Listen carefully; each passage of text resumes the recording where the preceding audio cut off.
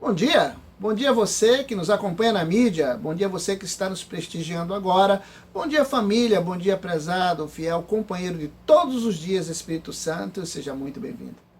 Olha, tem coisas que nos chamam muito a atenção. Por exemplo, nos recentes Jogos Olímpicos no Brasil, a Grã-Bretanha ficou em segundo lugar, quando outrora nem figurava no top 10 em 2004. O próprio Brasil, com medalhas em diversidades de esportes, como nunca dantes em 13º lugar. O que ocorre? Por que países como Estados Unidos, e Japão, e Alemanha, China e União Soviética sempre despontam no top 10? Eu escutei um resultado de uma pesquisa muito interessante, que concluiu que 3 coisas importantes são colocadas em prática para alcançar grandes números de medalhas, né? Primeiro, selecionar desde cedo e qualificar os atletas talentosos e com dons. Segundo, investimento nos talentos que surgem em modalidades específicas e em centros de treinamentos especializados para atletas de alta performance. O terceiro ponto, treinar. Não é? Treinar antecipadamente os atletas quando surge uma nova modalidade que será oficializada nos próximos Jogos. Isso quer dizer, sair na frente, não é? Interessante que não é exclusivamente o recurso financeiro que faz a diferença.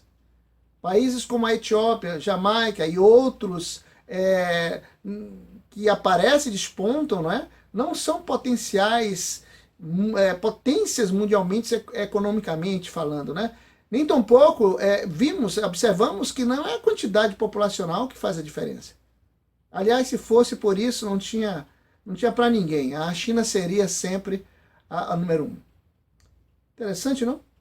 O Prêmio Nobel também é uma coisa que chama muita atenção. Desde a sua instituição em 1901, já foi concedido a mais de 876 personalidades dos 5 segmentos do prêmio, da física, da medicina, da literatura, da química, não é? E também no esforço pela paz. A história deste prêmio é magnífica.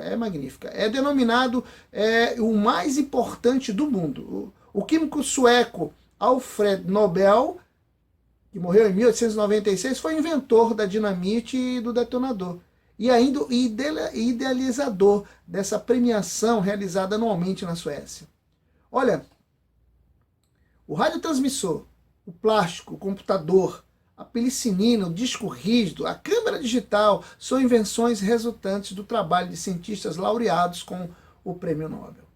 Entre os nomes ou renomes estão Nelson Mandela, Theodore Roosevelt, Martin Luther King Jr., Maria Teresa de Calcutá, Barack Obama e assim vai. Até o momento, não há nenhum ganhador de nacionalidade brasileira, enquanto Portugal tem 4 e a Argentina tem 5 ganhadores.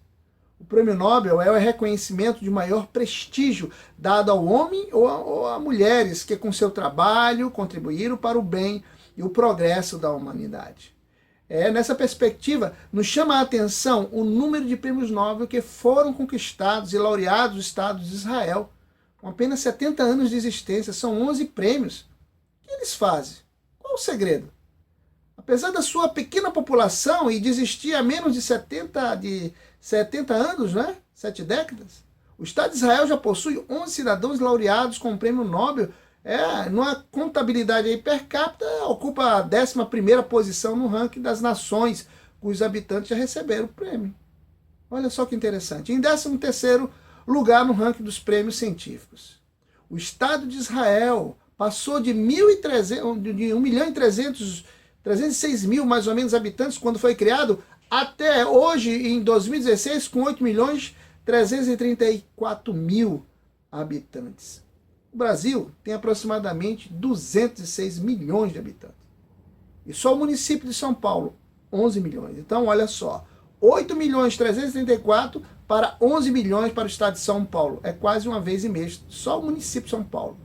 Uma rápida análise da lista dos agraciados com o Prêmio Nobel desde a sua criação em 1901 até hoje revela uma destacada participação judaica. Entre os 876 personalidades, 180 são judeus, e a grande maioria deles, 157, atuam nas áreas científicas. Nesta seleção estão aí, ó, os 10 países com mais prêmios Nobel, entre os 50% dos prêmios, né? 585 mais ou menos, está nos Estados Unidos, Reino Unido e Alemanha. Agora, é sem dúvida, não é, o prêmio mais cobiçado.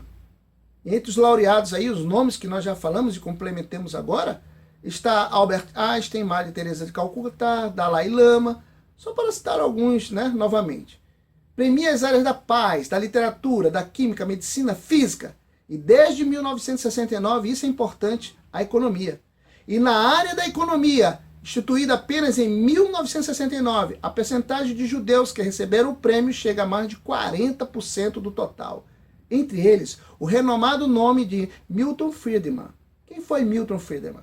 Milton Friedman foi um dos mais importantes e influentes economistas do século XX.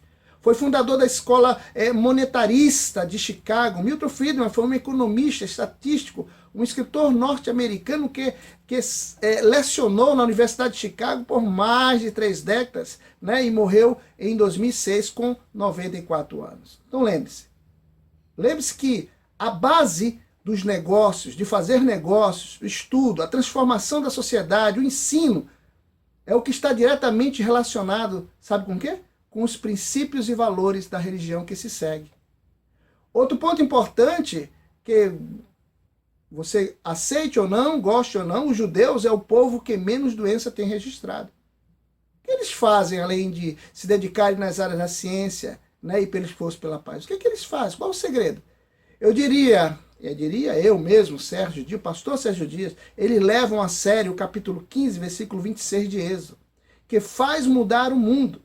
Faz a transformação do mundo. Está escrito em Êxodo 15, 26. Disse Deus, se ouvires atento a voz do Senhor teu Deus, e fizeres o que é reto diante dos seus olhos, e inclinares os teus ouvidos aos seus mandamentos, e guardarem todos os teus estatutos, nenhuma das enfermidades porei sobre ti, que pus sobre o Egito. Por quê? Porque eu sou o teu Deus que te sara. Amém? Se existe segredo para mim está aí. Ouvir a palavra, fazer o que é reto, atentar aos mandamentos e para os estatutos. Isso fala de salvação eterna, isso fala de prosperidade na terra. Portanto, eu quero lhe dizer que essa também é as bases do cristianismo.